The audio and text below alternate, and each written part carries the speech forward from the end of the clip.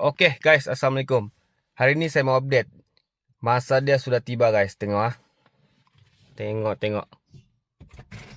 Nampak. Kereta saya tidak boleh hidup sudah. Dia punya meter dia berkelip. Tengok. Habis. Itu maksudnya masa dia sudah sampai guys. Sebab bateri dia ni guys, sekarang bulan 7 dia genap 2 tahun. Maksudnya bateri dia ni belum sampai 2 tahun dia sudah kong.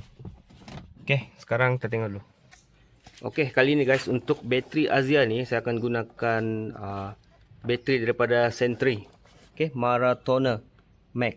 Sebab ramai yang recommend bateri jenis ni memang bagus untuk kereta sekarang. Tapi yang jenis Asia ni dia tiada eco idle kan, dia tiada yang stop start semua. Jadi kita pakai bateri biasa saja. Harga dia pun tidak mahal lah. Tapi yang ni memang tahan lama lah. Banyak review pengguna bagus nih Sentry. So kita ganti dengan yang ni guys. Okay, sama juga dia punya spek 40, size 40.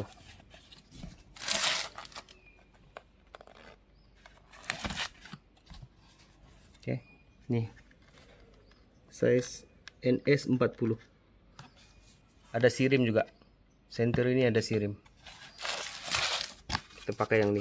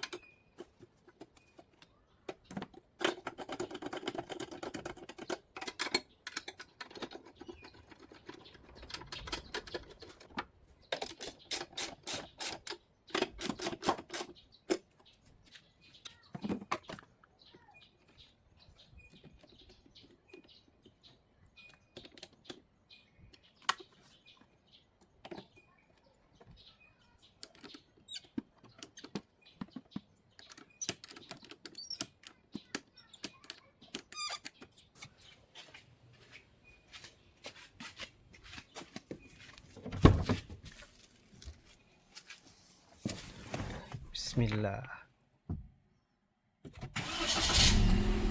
Oke guys, dengan sekali start dia terus hidup memang bateri ni dia sudah sampai masa. So bateri dia paling lama pun boleh tahan sampai 2 tahun. Tapi kita kena tengok dia punya air bateri juga. Kalau kita tidak jaga air bateri, tapi macam case saya ni guys, saya memang ada top up dia punya air bateri. Tadi lupa pula kita cek, memang saya ada top up. Cuma mungkin dia sudah sampai masa dekat 2 tahun dia tidak mencas lagi. So kita tukar terus lah. Tapi kalau kamu beli bateri guys, tengok juga kamu punya sistem kereta. Macam Asia X dia boleh pakai bateri biasa. Tapi kalau Asia SE dan juga EV, terutama yang menggunakan eco idle, kena guna bateri khas, bateri special. Oke, bateri biasa dia tidak boleh pakai. Ada mahal sedikit lah. Oke, bateri tu dia special sikit Nama dia bateri EFB, khas untuk yang ada eco idle, stop start. Yang tu kamu kena guna yang tu lah. Oke, kalau yang sistem standard, kemudian dia tiada eco idle, boleh pakai yang tu. Yang saya guna ni lah. Harga dia tidak mahal, tapi berbaloi lah kalau kamu invest bateri yang berkualiti, yang premium untuk lebih tahan lama. Itu saja guys perkongsian saya. Ada apa-apa pertanyaan, boleh drop komen. Oke, kalau kamu mau beli bateri macam saya, Sentry Maratona, boleh tengok produk link yang saya share di bawah.